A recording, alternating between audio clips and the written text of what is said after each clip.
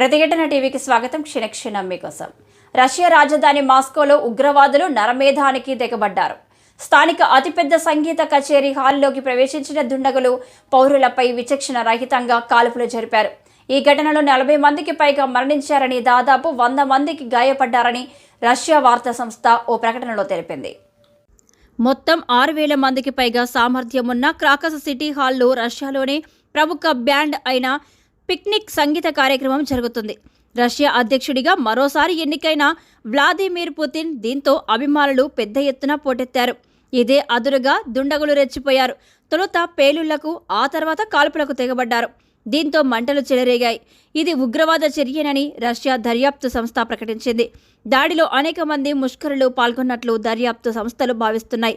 బాంబుల దాడిలో మంటల తీవ్రతకు క్రాకస్ సిటీ హాల్ పైకప్పు కుప్పకూలినట్టు తెలుస్తోంది. మృతుల సంఖ్య మరింత పెరిగే అవకాశం ఉందని అధికారులు వెల్లడించారు.